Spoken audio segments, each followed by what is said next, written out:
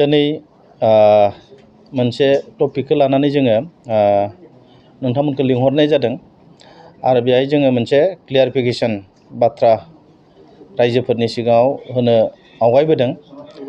थांनाय 21 आगस्ट खालि आसाम सरकारनि जि मोनसे 4th ग्रेडनि इन्टारभिउ जालांबाय आरो जोंहा 3rd ग्रेडनि मोनसे आसाम सरकारनि इन्टारभिउ जानांगौ दंबावो।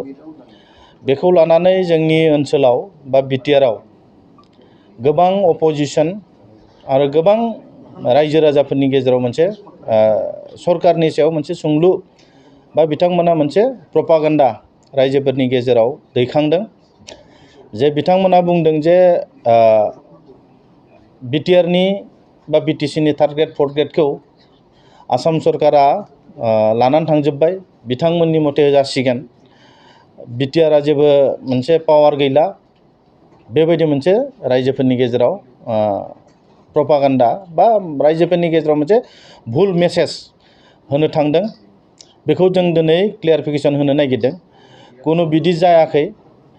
जोंनि बिटिआरआव बिटिसिनि जिथु मोनसे सुक्ति, बे सुक्ति मथेनो 3rd ग्रेड 4th ग्रेडआ बिटिसिआवनो एडभार्टाइज जागोन, बिटिसिआवनो इन्टारभिउ जागोन आरो फैबाय थानाय समाव बे जेरै जोंनि सुक्तिनि दफाफोर दङ बेबायदिनो जागोन। बरन्स दिनै बिटिसिनि रायजो राजाफोरा लाब जादों। मानो लाब जादों? जों बुंदों जे आसामाव ओंखारनाय जि 3rd ग्रेड 4th ग्रेड बे आसामनि पस्ट, बे पस्टआवबो बिटिआरनि बा बिटिसि ओनसोलनि रायजो राजाफ्रा एप्लाइ खालामनायनि सुबिदा मोनदों आरो बे पस्टफोरखौ इन्टारभिउ लानायखौ जोंनि बिटिसिनि सिङावबो इन्टारभिउ फाथिनायखौ जों नुनो मोनदों आरो बेहाय जोंनि गथ' गथायफोरा, जोंनि आनएमप्लयमेन्ट जायफोर सुबुं बिथांमोना इन्टारभिउ होनायनि सुबिदाखौ मोनदों। जों बुंनो सानो जे बेहाय जोंनि ओनसोलनि जायफोर इन्टारभिउ होगिरि बिथांमोना लाब जादों।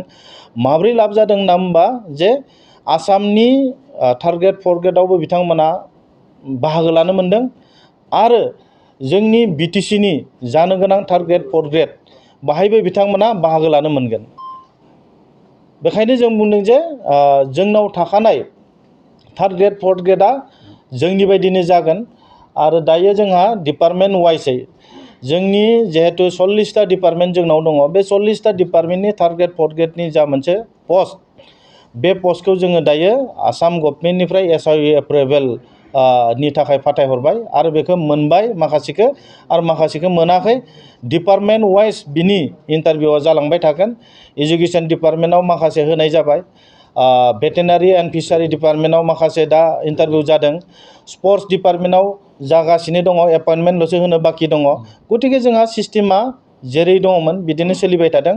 बेयो मोनसे रायजोफोरनि गेजेराव बायदिसिना भुल मोनसे मेसेज होनानै जोंनि सोलिबाय थानाय मानिजाथाव प्रमद बर' बिथांनि सरकार, बे सरकारखौ गुबुंले खालामनायनि बादै जेबो गैया।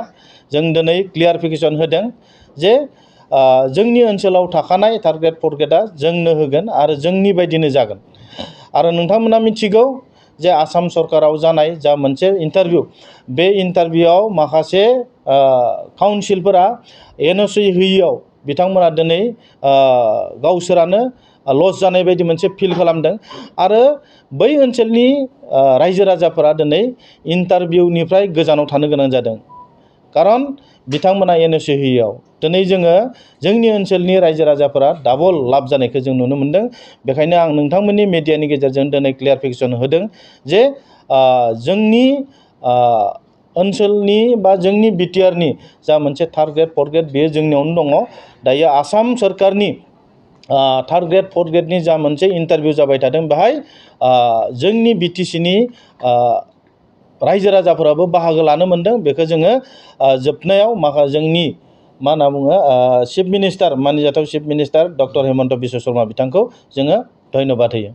3rd ग्रेड एन्ड 4th ग्रेडनि थाखाय डिपार्टमेन्ट वाइस जागोन। मथा मथि जोंनाव 3000निख्रुइबो बारा 3rd ग्रेड 4th ग्रेड दा जोंनाव जागोन, डिपार्टमेन्ट वाइस जागोन। गतिके बियो फेस बाय फेस डिपार्टमेन्टेलि जानो थांगासिनो दङ बेखायनो जोङो बेनि थाखाय रेडि जागासिनो दङ जोंनाव बियो अलरेडि डिपार्टमेन्टनिफ्राय मोनफैजोब्बाय जोङो साननैसोनि गेजेराव जोंनि सेन्ट्रेल रिक्रुटमेन्ट बर्डआ बेखौ फाथिगोन